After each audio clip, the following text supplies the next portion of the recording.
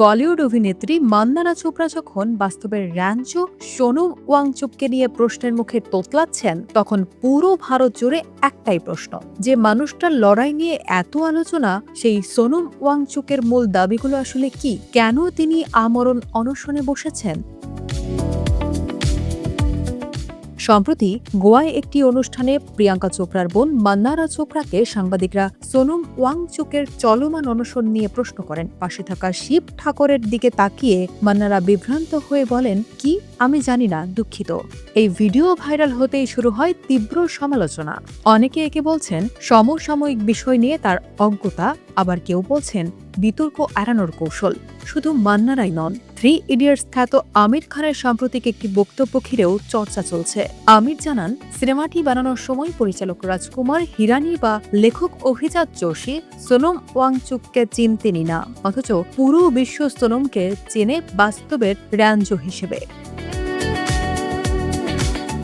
কিন্তু এই তারকা বিতর্কের ভিড়ে চাপা পড়ে যাচ্ছে সোনম ওয়াংচুকের আসল আন্দোলন। তিনি শুধুই একজন পরিবেশ কর্মী বা শিক্ষাবিদ নন, তিনি লাদাখের ভবিষ্যৎ রক্ষার জন্য লড়াই করছেন। তার আসল দাবিগুলো কি তা জানা প্রতিটি নাগরিকের জন্য জরুরি।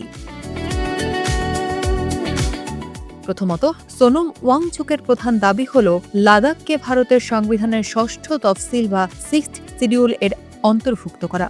6ষ্ঠ তফসিল হল এমন এক সাংবিধানিক সুরক্ষা কবচ যা আদিবাসী এলাকাগুলোর জমি, জল, জঙ্গল এবং তাদের নিজস্ব সংস্কৃতি বা স্বায়ত্তশাসন রক্ষার অধিকার দেয়। 2019 সালে অনুচ্ছেদ 370 বাতিলের পর লাদাখ কেন্দ্রশাসিত অঞ্চলে পরিণত হয়, কিন্তু এর ফলে লাদাখের স্থানীয় মানুষ সিদ্ধান্ত নেওয়ার ক্ষমতা হারান।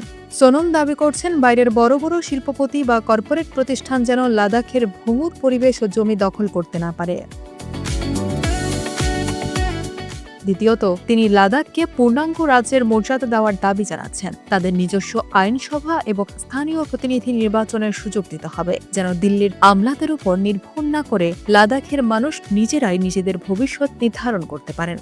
তৃতীয়ত, জলবায়ু পরিবর্তন ও লাদাখের পরিবেশ রক্ষা। হিমালয় অঞ্চলের তাপমাত্রা হু হু করে বাড়ছে, গলছে হিমবাহ। পর্যটন ও অপরিকল্পিত শিল্পায়নের নামে লাদাখের পরিবেশ ধ্বংস হতে দিলে তা পুরো ভারতীয় উপমহাদেশের জন্য বিপর্যয় ডেকে আনবে।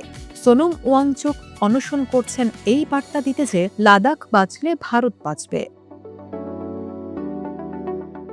এছাড়াও তিনি কেন্দ্রীয় শিক্ষানীতি ও স্থানীয় অধিকার নিয়েও সোচ্চার হয়েছেন। তার 21 দিনের দীর্ঘ অনশন এবং পুলিশের হাতে হাসপাতালে ভর্তি হওয়ার ঘটনাটি প্রমাণ করে নিজের জীবন বাজি রেখে তিনি লাদাখের জন্য লড়ছেন। শোবিজের তারকারা তাকে চিনুন বা না চিনুন, লাদাখ বাঁচানোর এই লড়াইটা কিন্তু কোনো সিনেমার চিত্রনাট্য নয়, বরং বর্তমান ভারতের সবচেয়ে তীব্র বাস্তবতা।